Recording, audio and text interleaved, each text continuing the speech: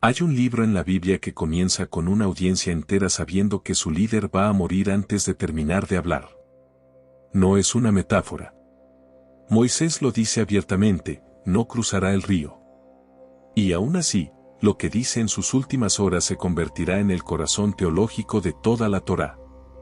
Bienvenidos a Deuteronomio. Deuteronomio no es una lista de reglas aburridas. Es un discurso de despedida, cargado de urgencia, escrito para preparar a una generación entera para un futuro sin la persona que los guió toda su vida. Y dentro de ese discurso se esconde una pregunta que atraviesa toda la Biblia: ¿puede el ser humano realmente amar a Dios lo suficiente como para obedecerlo? Para entender Deuteronomio hay que recordar el camino recorrido. Israel era un grupo de esclavos en Egipto, aplastados bajo el imperio más poderoso del mundo antiguo. Entonces Dios interviene, 10 plagas, un mar que se abre, un ejército egipcio destruido. La esclavitud termina de forma abrupta y espectacular. Después del éxodo, el pueblo llega al monte Sinaí. Ahí, en medio de fuego, humo y truenos, Dios les propone un pacto: si ellos escuchan su voz y guardan su pacto, serán su posesión especial entre todos los pueblos. Israel acepta. Ahí nace la relación formal entre Dios y esta nación recién liberada. Después del éxodo, el pueblo llega al monte Sinaí. Ahí, en medio de fuego, humo y truenos, Dios les propone un pacto: si ellos escuchan su voz y guardan su pacto, serán su posesión especial entre todos los pueblos. Israel acepta. Ahí nace la relación formal entre Dios y esta nación recién liberada. Pero el camino desde Egipto hasta la tierra prometida no debía durar 40 años. Era un viaje de semanas. La razón del retraso es el corazón del problema que Deuteronomio va a exponer. Una y otra vez, este pueblo recién rescatado desconfía de la bondad de quien lo liberó. 12 espías son enviados a explorar la tierra que Dios prometió. 10 regresan aterrados, hablan de gigantes, de ciudades fortificadas, de un pueblo imposible de vencer. Solo 2, Josué y Caleb, confían en que Dios cumplirá su palabra. La nación entera elige creerle al miedo antes que a la promesa. Esa decisión tiene consecuencias severas: la generación que salió de Egipto no entrará a la tierra. Deambularán por el desierto durante 40 años, tiempo suficiente para que esa generación desconfiada muera, y una nueva generación, nacida en el desierto, esté lista para intentarlo de nuevo. Durante esos 40 años el patrón se repite constantemente: el pueblo se queja por el agua, por la comida, por el liderazgo de Moisés. Incluso su propio hermano y hermana, Aarón y Miriam, cuestionan su autoridad. Un grupo liderado por Coré llega a organizar una rebelión abierta contra Moisés y Aarón. En un momento de desesperación, el pueblo se queja tanto que Dios envía serpientes venenosas como consecuencia. Moisés, siguiendo instrucciones divinas, levanta una serpiente de bronce en un asta: quien la mira, vive. Un símbolo extraño de juicio y sanación que reaparecerá siglos después en otros textos. Después de 40 años, la generación que temió a los gigantes ha muerto casi por completo.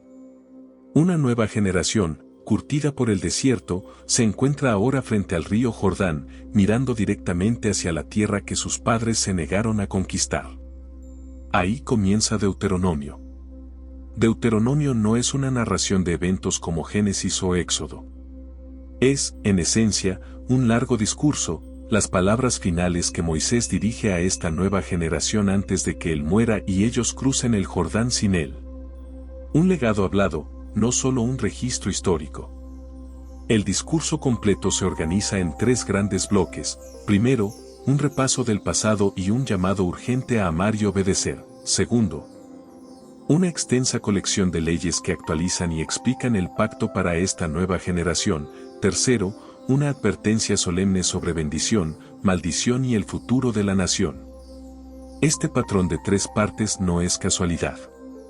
Se parece mucho a la estructura de los tratados políticos entre reyes y vasallos en el antiguo Cercano Oriente: un recuento histórico de la relación, una lista de obligaciones y una sección de consecuencias por fidelidad o traición. Moisés, en otras palabras, no está improvisando un sermón cualquiera. Está redactando, y hablando, algo que la audiencia antigua reconocería inmediatamente como un tratado de pacto solemne, del tipo que un gran rey haría con una nación que él ha rescatado y ahora protege. Moisés abre su discurso con un tono sombrío, casi doloroso. No comienza felicitando a la nación. Comienza recordándoles, con detalle, sus fracasos, la desconfianza en Cades Barnea, el miedo a los gigantes, la negativa a confiar en la promesa de Dios cuando estaban a las puertas de la tierra. ¿Por qué comenzar así? Porque esta nueva generación necesita entender exactamente por qué está parada donde está, en el desierto, frente al río, en lugar de ya viviendo hace 40 años en la tierra prometida. El pasado no se oculta, se expone como advertencia. Pero el propósito de recordar el fracaso no es humillar a esta nueva generación. Es prepararlos. Moisés los reta directamente: ustedes no tienen por qué repetir la historia de sus padres. Pueden ser diferentes. Pueden responder de otra manera a la misma gracia que los rescató de Egipto. Este es el verdadero reto central de la primera parte del discurso: no repitan la desconfianza de sus padres. Respondan a la fidelidad de Dios, que los ha sostenido 40 años en el desierto, que no dejó que su ropa se desgastara ni que su pie se hinchara, con amor real y obediencia genuina. Antes de avanzar, Moisés repite los 10 mandamientos, la misma lista entregada en el Sinaí una generación atrás. No los cambia, no los suaviza. Los presenta de nuevo como el fundamento absoluto de toda la relación entre Israel y su Dios, la base sobre la que se construirá todo lo demás. Estos mandamientos no son reglas arbitrarias de un Dios distante. Son la forma concreta que toma el amor dentro de una comunidad real: no robar, no matar, no codiciar, honrar a los padres. Son, en esencia, un mapa de cómo se ve el amor cuando se traduce en comportamiento diario. Después de los mandamientos llega el momento más famoso de todo el libro. Moisés declara: escucha, oh Israel, el Señor es nuestro Dios, el Señor uno es. Amarás al Señor tu Dios con todo tu corazón, con toda tu alma y con toda tu fuerza. Estas palabras cambiarán la historia de la fe judía para siempre. En hebreo, la primera palabra de esta declaración es Shema, que significa escucha. Por eso, en la tradición judía, todo este pasaje se conoce simplemente como el Shema. Con el tiempo se convirtió en la oración más importante del judaísmo, repetida cada mañana y cada noche por generaciones enteras. Hasta el día de hoy, comunidades judías alrededor del mundo recitan el Shema 2 veces al día, tal como se hacía hace miles de años. Muchos lo colocan también en pequeñas cajas llamadas mezuzot, fijadas en los marcos de las puertas, y en filacterias atadas al brazo y a la frente durante la oración. Pero el Shema no es solo una oración bonita para memorizar. Es, ante todo, una declaración de lealtad exclusiva. Israel está a punto de entrar en una tierra llena de naciones que adoran a decenas de dioses distintos. En medio de ese ruido religioso, el Shema dice algo radical: hay un solo Dios verdadero. Y ese único Dios verdadero no es un tirano distante. Es quien vio la esclavitud de Israel en Egipto, quien escuchó su clamor, quien partió el mar y los alimentó en el desierto durante 40 años. La exclusividad que pide no nace de un capricho, sino del amor ya demostrado en la historia. A lo largo de toda la introducción del discurso aparecen constantemente 2 palabras: escuchar y amar. No es casualidad.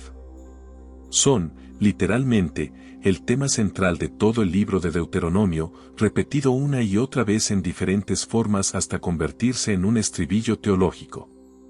En hebreo, escuchar, chamá, significa mucho más que simplemente captar sonido con los oídos. Incluye la idea de responder activamente a lo que se escucha.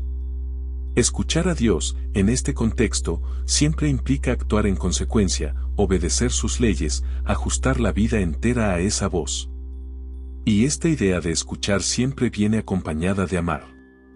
Para Moisés, el amor es la motivación verdadera detrás de la obediencia. Sin amor, la obediencia se vuelve vacía, mecánica, hueca. Y sin obediencia real, cualquier declaración de amor es simplemente palabras sin sustancia. Esta conexión entre amar y escuchar no es un detalle aislado, recorre todo el libro de principio a fin. Moisés insiste en que si Israel realmente escucha y ama, cumplirá el propósito original que Dios le dio siglos atrás a la familia de Abraham. Ese propósito original era simple pero enorme, mostrar a todas las naciones del mundo la sabiduría y la justicia de Dios, convirtiéndose así en una bendición para toda la humanidad. Israel nunca fue elegido solo para sí mismo. Fue elegido para bendecir al resto del mundo. Por eso escuchar y amar no son solo virtudes personales o piadosas. Tienen una misión detrás. Si Israel vive de acuerdo con la sabiduría de estas leyes, las demás naciones lo notarán y dirán, ¿qué nación tan sabia y prudente es esta? La obediencia se convierte en testimonio público. Después de esta introducción cargada de urgencia emocional, el discurso cambia de tono. Comienza la segunda gran sección, un extenso cuerpo de leyes y mandamientos. De aquí, precisamente, viene el nombre del libro. Deuteronomio significa literalmente una segunda ley.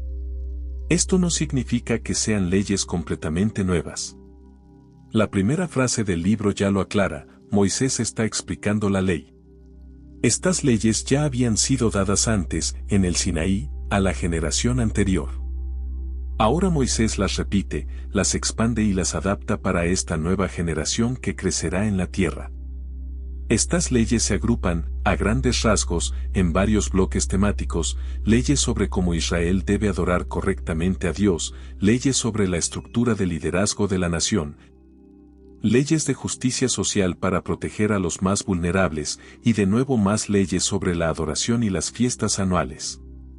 Una de las leyes más importantes de este bloque es la centralización de la adoración. Israel no debe adorar a Dios en cualquier altar improvisado, como hacían las naciones vecinas en cada colina. Debe hacerlo en el lugar único que Dios elegirá, evitando la mezcla con prácticas paganas. Esta ley busca proteger a Israel de la tentación constante de absorber las religiones cananeas que encontrarán al entrar en la tierra, cultos con altares en cada monte, árboles sagrados, y prácticas que Moisés describe como profundamente corruptas y peligrosas para la fidelidad del pueblo. Moisés también establece leyes claras sobre el liderazgo futuro de la nación, cómo deben actuar los jueces, qué límites tendrá un futuro rey si Israel decide tener uno, y la promesa de que Dios levantará, generación tras generación, profetas como Moisés para guiar al pueblo. Es notable que las leyes sobre el rey limitan fuertemente su poder. No debe multiplicar caballos, ni esposas, ni riquezas para sí mismo. Y debe tener siempre consigo una copia de esta misma ley para leerla todos los días de su vida. El rey, en Israel, nunca está por encima de la ley. El siguiente bloque de leyes es quizás el más sorprendente para un lector moderno, una serie extensa de mandamientos de justicia social. Cada 7 años, las deudas debían perdonarse. Los esclavos debían ser liberados, y no con las manos vacías, sino con provisiones generosas para comenzar de nuevo. También se ordena dejar los bordes de los campos sin cosechar, para que los pobres, las viudas, los huérfanos y los extranjeros pudieran recoger comida por sí mismos con dignidad. No era caridad impuesta desde arriba, era un derecho estructural incorporado directamente en el sistema agrícola. Estas leyes revelan algo profundo sobre el carácter de Dios que Israel debía reflejar, un Dios que se preocupa activamente por el extranjero, la viuda y el huérfano, porque Israel mismo fue extranjero y esclavo en Egipto. La memoria de la opresión se convierte en la base de la compasión legislada. Incluso los tribunales de justicia reciben instrucciones estrictas, no aceptar sobornos, no torcer el derecho del pobre ni del extranjero, juzgar con total imparcialidad. La justicia social no es un tema secundario en Deuteronomio, está entretejida en el corazón mismo de la ley. Después de las leyes de justicia social, el texto regresa nuevamente a la adoración, se detallan las 3 grandes fiestas anuales de peregrinación, la Pascua, la fiesta de las semanas y la fiesta de los tabernáculos. Momentos en que toda la nación debía reunirse para celebrar y recordar. Estas celebraciones no eran solo rituales religiosos vacíos. Cada fiesta reconectaba al pueblo con un momento histórico concreto, la liberación de Egipto, la entrega de la ley en el Sinaí, la provisión de Dios durante los años en el desierto. La memoria colectiva se mantenía viva a través del calendario anual. Una vez terminado el extenso cuerpo legal, Moisés cambia de tono otra vez. Ahora advierte sobre las consecuencias directas de obedecer o desobedecer estas leyes. En sus propias palabras, la bendición o la maldición. No hay término medio ni ambigüedad en esta advertencia final. Si Israel escucha y ama a su Dios, la promesa es abundancia total, fertilidad en la tierra, en los rebaños, en las familias, victoria sobre sus enemigos, lluvias a tiempo y cosechas generosas. Una vida de plenitud material y espiritual dentro de la tierra prometida. Pero si Israel se rebela, la advertencia se vuelve aterradora: hambre, enfermedad, sequía, derrota militar y, finalmente, la expulsión total de la tierra hacia el exilio. La lista de maldiciones es larga, detallada, casi insoportable de leer, como una advertencia deliberadamente extrema. Este lenguaje de bendición y maldición no es simple retórica emocional. Recuerda directamente la estructura de los antiguos tratados de pacto: un gran rey protege y bendice a la nación fiel, pero castiga severamente la traición. Moisés está usando un lenguaje legal y político reconocible en toda su época. Esto conduce a la última gran sección del discurso de Moisés. Aquí llega una de las líneas más citadas de todo el libro: hoy pongo delante de ustedes la vida y la muerte, la bendición y la maldición. Escojan, pues, la vida. Una invitación directa, urgente, personal. En la superficie, esto suena como el final perfecto y esperanzador: una nación lista para elegir bien, después de aprender de los errores de sus padres. Pero justo aquí, el discurso de Moisés da un giro completamente inesperado y profundamente honesto. Después de 40 años liderando a este mismo pueblo, Moisés ya no tiene ilusiones ingenuas sobre su capacidad de obedecer. Con una honestidad brutal, predice abiertamente que Israel fracasará. No es una posibilidad remota, es, en la mente de Moisés, prácticamente una certeza histórica. Moisés incluso predice el futuro exilio de la nación fuera de la tierra prometida, siglos antes de que suceda realmente. No es una amenaza vacía diseñada para asustar, es una lectura profunda y realista del propio corazón humano que ha observado durante 4 décadas en el desierto. ¿Cuál es, según Moisés, la verdadera raíz del problema? No es falta de información. Israel ya conoce la ley perfectamente. El problema es más profundo: tienen, en sus propias palabras, un corazón duro, terco y egoísta. Es un problema del corazón, no del intelecto. Es casi como si Israel fuera, en su condición actual, incapaz de amar verdaderamente a Dios lo suficiente como para obedecerlo de manera sostenida. Conocen las reglas. Han visto los milagros. Y aún así, algo dentro de ellos se resiste consistentemente a la obediencia genuina y duradera. Aquí es donde el libro de Deuteronomio da un giro sorprendentemente universal.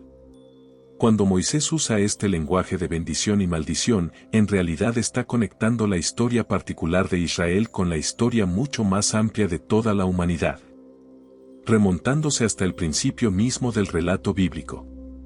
En Génesis, capítulos 1 al 3, Adán y Eva reciben una bendición extraordinaria de parte de Dios, y se les da también una elección: confiar y obedecer, o desconfiar y rebelarse. Exactamente el mismo patrón que Israel enfrenta ahora frente al río Jordán.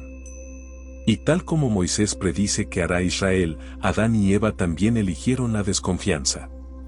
Se rebelaron, y esa rebelión trajo maldición sobre toda la tierra. El patrón se repite: bendición, elección, fracaso, maldición. Una y otra vez, en distintas épocas y personajes. Esto significa que la historia del corazón duro de Israel no es simplemente la historia de una nación fallida entre muchas otras. Es, en realidad, una ventana hacia la condición universal de toda la raza humana. Todos, en algún nivel, luchamos con la misma incapacidad de amar y obedecer consistentemente. A pesar de esta predicción sombría, Moisés no termina en completa desesperanza. En medio de la advertencia sobre el exilio futuro, aparece una promesa sorprendente. Incluso después del exilio, Dios promete circuncidar el corazón de Israel, transformándolo desde adentro. Esta transformación del corazón significa que algún día, después del juicio y el exilio, Israel finalmente podrá escuchar y amar de verdad, no por fuerza de voluntad humana, sino porque Dios mismo intervendrá para cambiar lo que ellos no pudieron cambiar por su propia cuenta. Esta promesa resonará siglos después en otros profetas de Israel, que hablarán de un nuevo pacto escrito ya no en piedra, sino directamente en el corazón humano. Y de un corazón de piedra siendo reemplazado por un corazón de carne, sensible y receptivo a la voz de Dios. Antes de concluir, Moisés entrega a Israel un cántico extenso, una especie de testigo poético que la nación deberá recordar generación tras generación. Es un resumen artístico de toda la historia, la fidelidad de Dios, la infidelidad de Israel, y el juicio y la restauración que vendrán. Después del cántico, Moisés pronuncia una bendición personal sobre cada una de las 12 tribus de Israel, muy similar a la bendición que Jacob dio a sus hijos generaciones atrás en Génesis. Es un cierre simbólico que conecta el final de la Torá con su propio comienzo. Con su discurso terminado, Moisés realiza 2 actos finales. Primero, designa formalmente a Josué como el nuevo líder de Israel, encargado de guiar a la nación en la conquista de la tierra. El liderazgo humano continúa, aun cuando Moisés ya no estará presente. Segundo, Moisés toma el texto completo de esta ley, la misma ley que él acaba de predecir que Israel violará, y la coloca dentro del arca del pacto, junto a las tablas originales de piedra. Un testigo permanente, guardado en el lugar más sagrado de la nación. Finalmente, Moisés sube solo a la cima del monte Nebo. Desde ahí, Dios le muestra toda la extensión de la tierra prometida, valles, montañas, ríos y llanuras que él nunca pisará. Puede verla completa, pero no puede entrar. Y ahí, en esa cumbre, Moisés muere. Nadie conoce el lugar exacto de su tumba. El hombre que sacó a toda una nación de la esclavitud, que habló con Dios cara a cara, que entregó la ley y guió al pueblo durante 40 años, termina su historia solo, en la cima de una montaña, mirando una tierra que nunca pisará. Y así, con la muerte de Moisés, termina la Torá completa, los 5 primeros libros de la Biblia. Es, sinceramente, un lugar extraño para terminar la historia. Justo en el punto culminante, justo antes de saber si Israel finalmente obedecerá la ley y vivirá fielmente en su tierra. La historia, por supuesto, continúa inmediatamente en el siguiente libro, Josué, donde la conquista de la tierra prometida finalmente comienza. No hay término medio ni ambigüedad en esta advertencia final. Si Israel escucha y ama a su Dios, la promesa es abundancia total, fertilidad en la tierra, en los rebaños, en las familias, victoria sobre sus enemigos, lluvias a tiempo y cosechas generosas. Una vida de plenitud material y espiritual dentro de la tierra prometida. Pero si Israel se rebela, la advertencia se vuelve aterradora: hambre, enfermedad, sequía, derrota militar y, finalmente, la expulsión total de la tierra hacia el exilio. La lista de maldiciones es larga, detallada, casi insoportable de leer, como una advertencia deliberadamente extrema. Este lenguaje de bendición y maldición no es simple retórica emocional. Recuerda directamente la estructura de los antiguos tratados de pacto: un gran rey protege y bendice a la nación fiel, pero castiga severamente la traición. Moisés está usando un lenguaje legal y político reconocible en toda su época. Esto conduce a la última gran sección del discurso de Moisés. Aquí llega una de las líneas más citadas de todo el libro: hoy pongo delante de ustedes la vida y la muerte, la bendición y la maldición. Escojan, pues, la vida. Una invitación directa, urgente, personal. En la superficie, esto suena como el final perfecto y esperanzador: una nación lista para elegir bien, después de aprender de los errores de sus padres. Pero justo aquí, el discurso de Moisés da un giro completamente inesperado y profundamente honesto. Después de 40 años liderando a este mismo pueblo, Moisés ya no tiene ilusiones ingenuas sobre su capacidad de obedecer. Con una honestidad brutal, predice abiertamente que Israel fracasará. No es una posibilidad remota, es, en la mente de Moisés, prácticamente una certeza histórica. Moisés incluso predice el futuro exilio de la nación fuera de la tierra prometida, siglos antes de que suceda realmente. No es una amenaza vacía diseñada para asustar, es una lectura profunda y realista del propio corazón humano que ha observado durante 4 décadas en el desierto. ¿Cuál es, según Moisés, la verdadera raíz del problema? No es falta de información. Israel ya conoce la ley perfectamente. El problema es más profundo, tienen, en sus propias palabras, un corazón duro, terco y egoísta. Es un problema del corazón, no del intelecto. Es casi como si Israel fuera, en su condición actual, incapaz de amar verdaderamente a Dios lo suficiente como para obedecerlo de manera sostenida. Conocen las reglas. Han visto los milagros. Y aún así, algo dentro de ellos se resiste consistentemente a la obediencia genuina y duradera. Aquí es donde el libro de Deuteronomio da un giro sorprendentemente universal. Cuando Moisés usa este lenguaje de bendición y maldición, en realidad está conectando la historia particular de Israel con la historia mucho más amplia de toda la humanidad, remontándose hasta el principio mismo del relato bíblico. En Génesis, capítulos 1 al 3, Adán y Eva reciben una bendición extraordinaria de parte de Dios, y se les da también una elección, confiar y obedecer, o desconfiar y rebelarse. Exactamente el mismo patrón que Israel enfrenta ahora frente al río Jordán. Y tal como Moisés predice que hará Israel, Adán y Eva también eligieron la desconfianza. Se rebelaron, y esa rebelión trajo maldición sobre toda la tierra. El patrón se repite: bendición, elección, fracaso, maldición. Una y otra vez, en distintas épocas y personajes. Esto significa que la historia del corazón duro de Israel no es simplemente la historia de una nación fallida entre muchas otras. Es, en realidad, una ventana hacia la condición universal de toda la raza humana. Todos, en algún nivel, luchamos con la misma incapacidad de amar y obedecer consistentemente. A pesar de esta predicción sombría, Moisés no termina en completa desesperanza. En medio de la advertencia sobre el exilio futuro, aparece una promesa sorprendente: incluso después del exilio, Dios promete circuncidar el corazón de Israel, transformándolo desde adentro. Esta transformación del corazón significa que algún día, después del juicio y el exilio, Israel finalmente podrá escuchar y amar de verdad, no por fuerza de voluntad humana, sino porque Dios mismo intervendrá para cambiar lo que ellos no pudieron cambiar por su propia cuenta. Esta promesa resonará siglos después en otros profetas de Israel, que hablarán de un nuevo pacto escrito ya no en piedra, sino directamente en el corazón humano, y de un corazón de piedra siendo reemplazado por un corazón de carne, sensible y receptivo a la voz de Dios. Antes de concluir, Moisés entrega a Israel un cántico extenso, una especie de testigo poético que la nación deberá recordar generación tras generación. Es un resumen artístico de toda la historia, la fidelidad de Dios, la infidelidad de Israel, y el juicio y la restauración que vendrán. Después del cántico, Moisés pronuncia una bendición personal sobre cada una de las 12 tribus de Israel, muy similar a la bendición que Jacob dio a sus hijos generaciones atrás en Génesis.